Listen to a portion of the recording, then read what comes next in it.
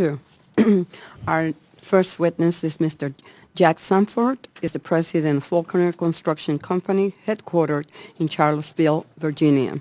Faulconer Construction is a multidiscipline site and road contractor founded in 1946. Mr. Sanford is testifying on behalf of the American Road and Transportation Builders Association with over 5,000 members, and you will have 5 minutes to make your opening statement. Thank you. Thank you, Madam Chairman. Madam Chairman and members of the committee, I am Jack Sanford, president of Faulconer Construction Company based in Charlottesville, Virginia. I am here today representing the American Road and Transportation Builders Association. I am the third generation of my family to own and manage Faulconer. We currently have around 260 employees, and we perform site development and heavy highway construction, primarily in Virginia and North Carolina. According to the latest economic census conducted by the U.S. Bureau of Census, there are just over 11,000 business establishments involved in transportation construction. Most are small businesses. More than 90% have less than 100 employees, and the average is less than 40.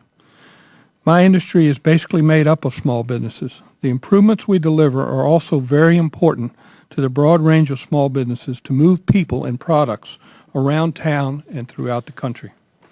It is no secret, Madam Chairman, the construction industry has been extremely hard hit by the nation's recent economic difficulties. Even with the robust transportation and infrastructure investments provided by the American Recovery and Reinvestment Act, unemployment in our sector still exceeds 20%, which is more than twice the national average. The Recovery Act's transportation investments have met their intended goals of supporting employment and generating economic activity. One cannot, however, overlook the concurrent state budget difficulties and decline in private sector construction activities that have somewhat diluted the benefits of these investments. The Recovery Act also included a critical one-year extension of the 50% depreciation bonus enacted in 2008.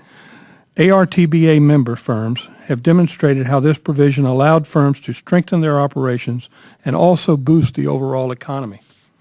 The General Contractors Association of New York reports one transportation construction company chose to purchase $10 million of heavy construction equipment in 2009 because of the tax benefits coming from bonus depreciation.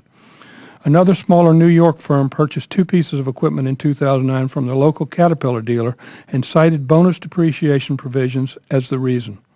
The Virginia Transportation Construction Alliance, the statewide industry association which my company belongs, reports a bridge building contractor purchased $1.1 million crane because of the combination of low interest rates and the bonus depreciation that was then in effect.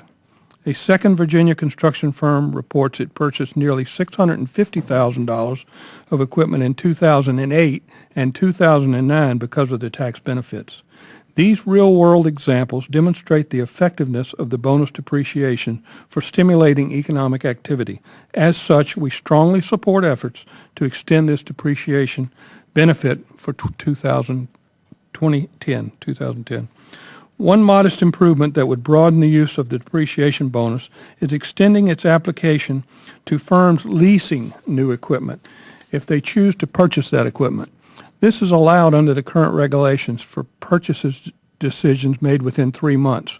However, allowing a lessee of new equipment who converts to a purchase regardless of the inception date of the lease to take advantage of this provision would greatly expand the applicability and benefits of bonus depreciation. Madam Chairman, earlier I mentioned the array of challenges facing the U.S. transportation construction industry. I would be remiss in not pointing out one of the most meaningful action Congress could take for our sector and its thousands of small businesses is enactment of a multi-year reauthorization for federal highway and public transportation programs.